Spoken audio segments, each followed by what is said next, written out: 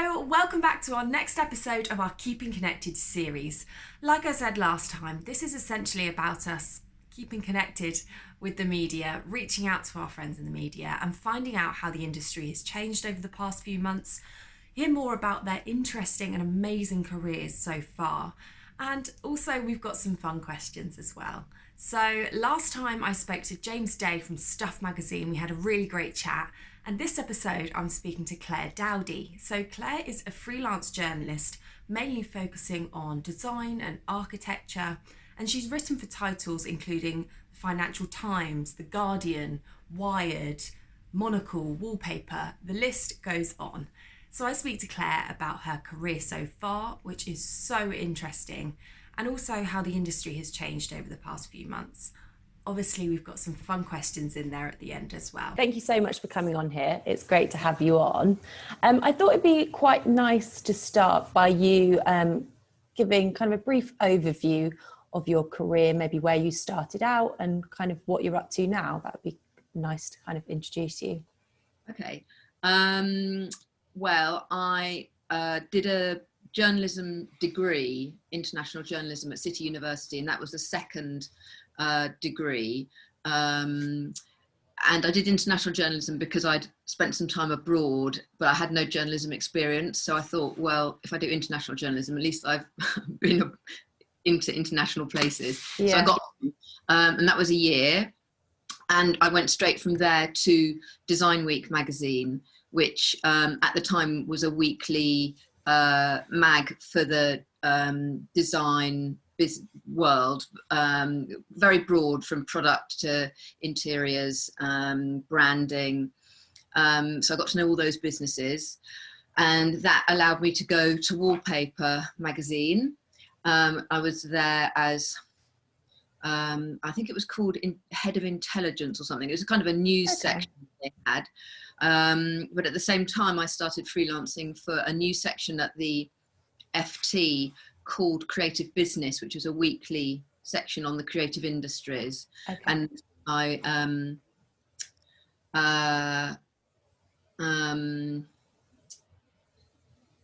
from that, I worked for quite a few different sections at the FT, and then broadened out the freelancing from there. And that, as I left my role at Wallpaper, which was only part-time, in 2002, and I've been freelance ever since. So quite a long time. Wow. Of not having a job. And how has that been, freelancing kind of in lockdown? Well, it's been tough for everyone, but how has it been kind of working freelance during lockdown? I can imagine it's kind of put quite a few challenges in your path. Oh, the cat. Special guest. Well, in a way, being freelance is tricky. It has been for some time, yeah, with magazines not increasing their budgets, or fewer magazines and places to write for. But so if you've been freelance for some time, you were kind of quite well prepared in a way for lockdown, because we're quite used to dealing with uncertainty. Yeah. And if you don't like uncertainty, then you're probably better off trying to get a full-time job. So the idea that you don't know what you're doing in a month's time, I'm used to that. I don't know what I'm doing in a fortnight's time most of the time. So it's been worse in lockdown. Editors that I'm used to being in contact with and pitching to and writing for have been furloughed or have gone. Yeah. Sections that I was writing for no longer exist. What else? Oh, magazines gone completely. And this hasn't happened to me, but somebody else was telling me that their rates have been cut. So all that makes freelance journalism sort of more challenging than it was before, and there wasn't much going on. That was the other thing, of course. Yeah, of course. But I do lots of copywriting anyway, and there's a bigger appetite, I think, for businesses who want to kind of tell their own story or redo their website or do stuff for their LinkedIn page. So those sorts of leads are proving really fruitful. Yeah. And it all feeds in, you know, it's all within my sector, the stuff that I'm interested in writing about. So it doesn't matter to me what I'm doing, as long as I'm sort of fueling the stuff I already know about my sector. That's fine. Yeah, absolutely.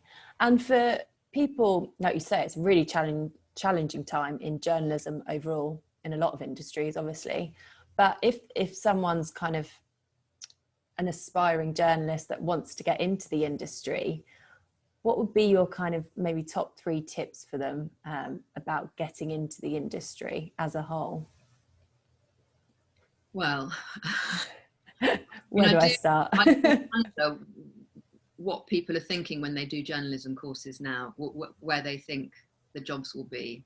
I'm in a very different position from somebody who's starting out now, because I know, well, I have a kind of experience in a certain sector, and sort of design and architecture mostly.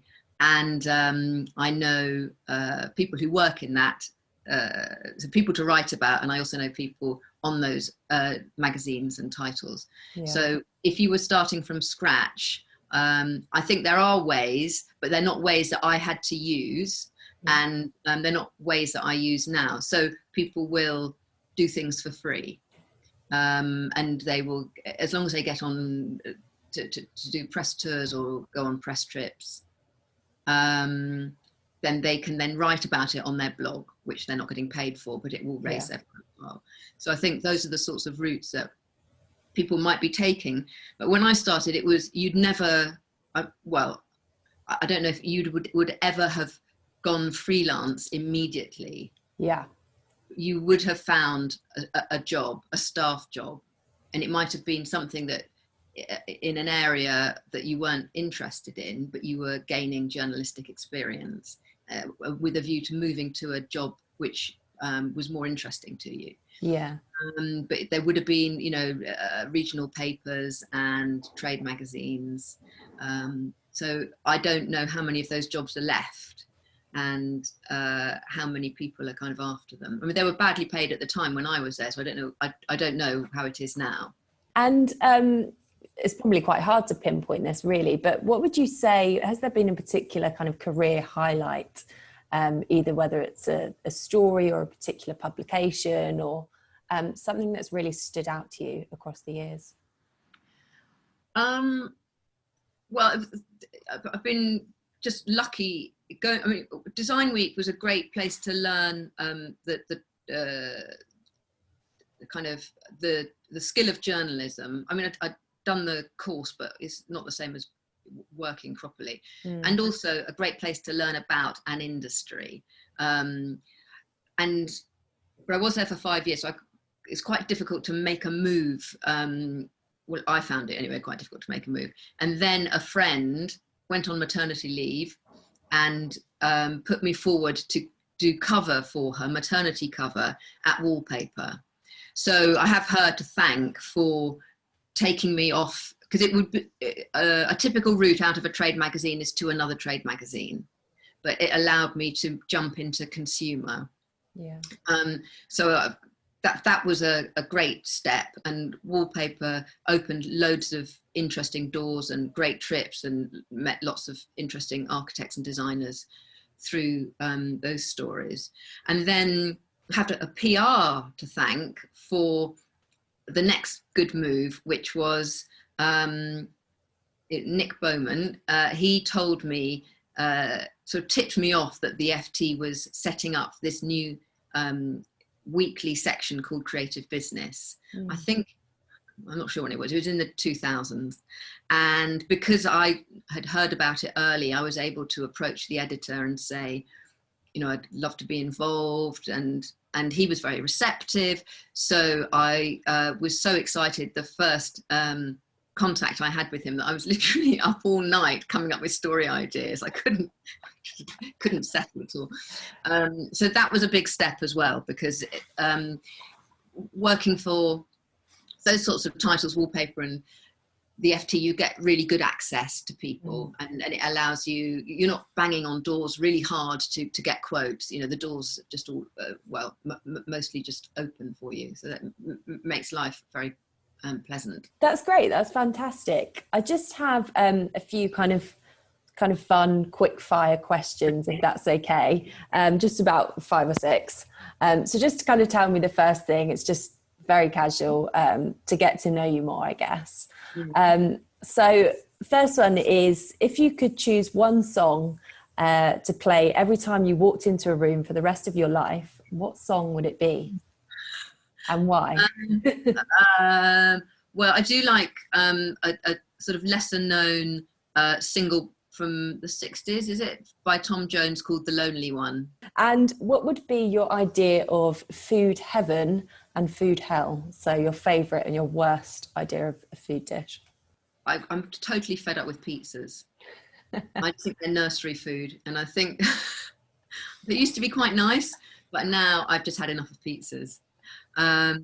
So they might go, it's a bit strong to say I find them hellish, but go into that category. And food heaven, I mean,